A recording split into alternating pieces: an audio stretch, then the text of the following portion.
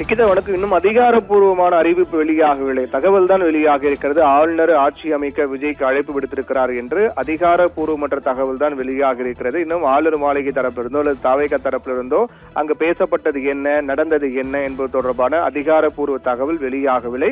இரண்டாவது முறையாக 24 மணி நேரத்தில் 2 முறை தமிழக பொறுப்பு கவர்னர் அர்லேக்கரை தமிழக வெற்றி கழக தலைவர் விஜய் சந்தித்து பேசியிருக்கிறார். நேற்றைய தினம் சந்திக்கும் போதே கிட்டத்தட்ட இன்றைய தினம் பதவியேற்புக்கான ஏற்பாடுகளாம் தீவிரமாக செய்யப்பட்டது. நேற்று தினம் பேசப்பட்டு ஆளுநர் அழைப்பு விடுத்து அந்த அடிப்படையில் இன்றைய தினம் பதவியேற்பு நடைபெறும் என்றுதான் தாவேகா திட்டமிட்டிருந்தார்கள். ஆனால் அதற்கு மாறாக தான் ஒவ்வொரு நிகழ்வும் நடைபெற்று வருகின்றன. நேற்று தினமே 30 நிமிடங்களுக்கு மேல் தமிழக பொறுப்பு கவர்னர் விஜய் இருவரும் பேசியிருக்கிறார்கள். அப்போது தொடக்கத்தில் இருவரும் மரியாதை நிமித்தமாக பரஸ்பரம் நலன் விசாரித்து அதற்கு பிறகு அரசியல் ரீதியாக எத்தனை எம்எல்ஏக்கள் ஆதரவு தங்களுக்கு உள்ளது, அடுத்த கட்ட நடவடிக்கை உள்ளிட்ட பல விடயங்கள் குறித்தெல்லாம் பேசப்பட்டிருக்கிறது. அப்போதே 108 என்பது பெரும்பான்மைக்கான இடங்கள் இல்லாத நிலையில் அதில் ஆளுநர் அதிருப்தி அடைந்ததாகவும் அதனால் ஆட்சி அமைக்க அழைப்பு விடுக்கவில்லை என்றும் கூறப்பட்டது. இந்நிலையில் தான் இன்று அவர் கேரள பயணம் மேற்கொள்வதாக சொல்லப்பட்டு தற்போது ரத்தாகி மீண்டும் 2வது முறையாக தமிழக வெற்றி கழக தலைவர் விஜய் தமிழக பொறுப்பு கவர்னர் அர்லேக்கரை சந்தித்து பேசியிருக்கிறார். இந்த சந்திப்பு நிறைவு பெற்று இருக்கக்கூடிய நிலையில் 40 நிமிடங்களாக நடைபெற்ற இந்த சந்திப்பு நிறைவு பெற்றிருக்கிறது. இந்த சந்திப்பு நிறைவு பெற்று விஜய் வெளியே வரக்கூடிய நிலையில் தான் ஒரு முக்கியமான தகவல் ஒன்று வெளியாக இருக்கின்றது. அதாவது 2வது முறையாக தமிழக பொறுப்பு கவர்னர் அர்லேக்கரை விஜய் சந்தித்த நிலையில் ஆட்சி அமைக்க அவர் அழைப்பு விடுத்திருக்கிறார் என்ற தகவல் வெளியாக இருக்கிறது. ஆனால் அதில் இன்னும் குழப்பம் தான் நீடிக்கின்றது. இன்னும் அதிகாரப்பூர்வமாக இல்லை. உண்மையில் ஆளுநர் அழைப்பு விடுத்திருக்கிறாரா என்பது உறுதியாக கூற முடியாது. ஒரு தகவல் மட்டும்தான் வெளியாக இருக்கிறது. இன்றைய சந்திப்பிலும் கூட முதலில் விஜய் தான் நேரம் கேட்டார் என்று சொல்லப்பட்டது. ஆனால் அதற்கு பிறகுதான் கவர்னர் தரப்பில் விளக்கம் கேட்கப்பட்டிருக்கிறது. மீண்டும் 2வது முறையாக நேற்றைய பேச்சின் தொடர்ச்சியாகவே 2வது முறையாக மீண்டும் விளக்கம் கேட்கப்பட்டிருக்கு. அந்த விளக்கத்தின் அடிப்படையில் தான் விஜய் தமிழக பொறுப்பு கவர்னரை சந்தித்திருக்கிறார் என்றும் கூறப்படுகிறது. அந்த அடிப்படையில் தான் மீண்டும் 2வது முறையாக கவர்னரை சந்தித்த விஜய் ஏற்கனவே இருக்கக்கூடிய 108 அதோடு காங்கிரஸ் ஆதரவு 5 என்று கூறியிருக்கின்றார். அது மட்டுமில்லாமல் ஆட்சி அமைக்க அழைப்பு விடுக்க வேண்டும். அதற்கு பிறகு ஒரு குறிப்பிட்ட கால இடைவெளி கொடுத்து அதற்குள்ளாக நாங்கள் பெரும்பான்மை நிரூபிக்கின்றோம் சட்டமன்றத்தில் என்று கூறியிருக்கிறார். அப்போதும் கூட எத்தனை எம்எல்ஏக்கள் ஆதரவு இருக்கின்றது, 108 எம்எல்ஏக்கள் வைத்து எப்படி ஆட்சி அமைக்க முடியும், பெரும்பான்மை எப்படி நிரூபிக்க முடியும் உள்ளிட்ட பல விளக்கங்கள் ஆளுநர் தரப்பிலிருந்து கேட்கப்பட்டிருப்பதாகவும் அதற்கு விஜயும் அதற்கு பதில் கொடுத்திருப்பதாகவும் கூறப்பட்டது. பெரும்பான்மை நிரூபிக்க தாவேகா திணறக்கூடிய நிலைதான் ஏற்பட்டிருக்கிறது. 118 எம்எல்ஏக்களுடைய ஆதரவு உள்ளதா என விஜய் தரப்புக்கு ஆளுநர் கேள்வி எழுப்பியிருக்கின்றார். 118 பேர் ஆதரவு இருந்தால் மட்டுமே பதவி பிரமாணம் செய்து வைக்க முடியும் என்றும் ஆளுநர் கூறியிருப்பதாகவும் சொல்லப்படுகிறது. ஒருபுறம் அவர் ஆட்சி அமைக்க அழைப்பு விடுத்திருக்கிறார் என்று சொல்லப்பட்டு வருகின்ற அதே சமயத்தில் மறுபுறம் மற்றொரு செய்தியும் வெளியாகி வருகிறது. அதாவது 118 எம்எல்ஏக்கள் ஆதரவு இருந்தால் மட்டுமே அடுத்த கட்ட நடவடிக்கை என்பது மேற்கொள்ளலாம் என்றும் ஆளுநர் தரப்பில் கூறப்பட்டதாக கூறப்படுகிறது. இப்படி முரண்பட்ட 2 கருத்துக்கள் வெளியாக இருக்கின்றன. இந்த சந்திப்பின் இன்னும் அதிகாரப்பூர்வமான அறிவிப்பு தகவல் எதுவும் வெளியாகவில்லை.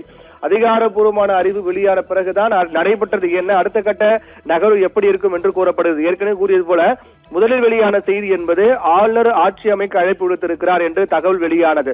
அதற்கு பிறகு தற்போது வெளியாகிற செய்தி என்பது 118 பேருடைய ஆதரவு இருந்தால் மட்டுமே ஆட்சி அமைக்க அழைப்பு விடுப்பதாக ஆளுநர் கூறியிருப்பதாக கூறப்படுகிறது. ஆனால் இது சட்ட விதிமுறைகளுக்கு முரணாக இருப்பதாக பல்வேறு சட்ட நிபுணர்கள் கூறியிருக்கிறார்கள். ஏற்கனவே இது போன்ற ஒரு நிலை ஏற்பட்ட போது கூட கர்நாடகாவில் RS பொம்மை விவகாரத்தில் இது போன்ற பெரும்பான்மை நிரூபிக்க முடியாத நிலை ஏற்பட்ட போது கூட நீதிமன்றம் உச்சநீதிமன்றம் சென்ற போது உச்சநீதிமன்றம் RS பொம்மைக்கு ஆதரவாக தீர்ப்பு வழங்கியது. அதாவது பெரும்பான்மையை காட்ட வேண்டிய அவசியம் இல்லை, ஆளுநரிடம் பெரும்பான்மை காட்ட வேண்டிய அவசியம் இல்லை, மாறாக ஆட்சி அமைக்க யார் தனி பெரும் கட்சியாக வந்திருக்கிறார்களோ அவர்களை ஆட்சி அமைக்க அழைப்பு விடுத்து அதன் அடிப்படையில் அதற்கு பிறகு அவருக்கு பதவி பிரமாணம் செய்து வைத்து அதற்கு பிறகு சட்டப்பேரவை கூட்டி சட்டப்பேரவையில் தான் பெரும்பான்மை நிரூபிக்க வேண்டும் என்று ஏற்கனவே கர்நாடகா விவகாரத்தில் உச்சநீதிமன்றம் தெளிவாக தீர்ப்பு கூறியிருக்கிறது. அந்த தீர்ப்பையும் விஜய் தரப்பில் எடுத்து கூறி அதை பற்றியும் பேசியிருக்கிறார்கள். அந்த அடிப்படையில் பார்க்கும்போது ஆளுநருடைய செயல் என்பது தாமதிக்கக்கூடிய செயலாக பார்க்கப்படுவதாக பல்வேறு அரசியல் தலைவர்களும் தங்கள் கருத்துக்களை தெரிவித்து வருகிறார்கள். தற்போது வரையிலும் தமிழக சட்டமன்ற தேர்தல் முடிவில் தனிபெரும் கட்சியாக தாவேகா தான் உள்ளது.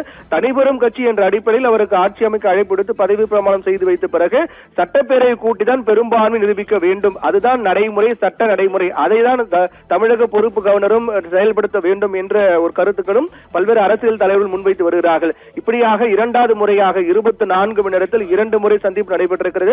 2வது முறையாக நடைபெற்ற சந்திப்பின் போது கூட பல விளக்கங்கள், பல கேள்விகள் ஆளுநர் கேட்டிருப்பதாக அதற்கு தாவேக தரப்பில் அவர்கள் தரப்பில் இருக்கக்கூடிய பதில்களை சொல்லியிருப்பதாகவும் கூறப்படுகிறது. இருந்தாலும் விஜய் ஆட்சி அமைப்பாரா, எப்போது அதில் தாமதம் இருக்கக்கூடிய நிலையில் எப்போது அவர் பதவி ஏற்கும் நிகழ்ச்சி நடைபெற இருக்கின்றது என்ற கேள்வி தொடர்ந்து நீண்டு கொண்டே வருகின்றது. ஏற்கனவே ஆளுநர் இரண்டாவது முறையாக சந்தித்து உடனடியாக ஆளுநர் தரப்பில் ஆட்சி அமைக்க அழைப்பு விடுத்தார் என்று சொல்லப்பட்டது. ஆனால் மாறாக 118 எம்எல்ஏக்களை பெரும்பான்மை காட்டுங்கள், அப்போது ஆட்சி அமைக்க அழைப்பு விடுக்கின்றனர் என்றும் ஆளுநர் தரப்பில் கூறப்பட்டதாகவும் கூறப்படுது. இப்படியாக ஒரு குழப்பமான தகவல் தான், முரண்பட்ட தகவல் தான் வெளியாகி வருகின்றது தவிர இன்னும் அதிகாரப்பூர்வமான அறிவிப்பு எதுவும் வெளியாகவில்லை. 112 எம்எல்ஏக்களை வைத்து எப்படி ஆட்சி அமைக்க முடியும் என்று ஆளுநர் விஜயிடம் கேள்வி கேட்டிருப்பதாகவும், அதற்கு தற்போது வரைதான் 112, அதற்கு பிறகு நாங்கள் பல கட்சிகளிடம் பேசி வருகின்றோம் என்றும், அதன் அடிப்படையில் கொடுக்கப்படக்கூடிய இந்த கால அவகாசத்தை பயன்படுத்தி அதற்குள்ளாக நாங்கள் சட்டப்பேரவையில் பெரும்பான்மையை நிரூபிக்கின்றோம் என்று விஜய் கூறியிருக்கின்றார். இதனால் இதை ஆளுநர் ஏற்றுக்கொண்டாரா, ஆட்சி அமைக்க அழைப்பு விடுத்தாரா, அல்லது 118 எம்எல்ஏக்களை காட்டுங்கள் என்று கூறினாரா என்பது தொடர்பான அதிகாரப்பூர்வ அறிவிப்பு இன்னும் வெளியாகவில்லை. குழப்பம்தான் நீண்டு கொண்டே இருக்கின்றது. அந்த அடிப்படையில் பார்க்கும்போது இன்னும் விஜய்க்கு சிக்கல் தீரவில்லை, குழப்பம் என்பது நீண்டு கொண்டே செல்கிறதான் இந்த நிகழ்வுகள் நமக்கு காண்பிக்கின்றன.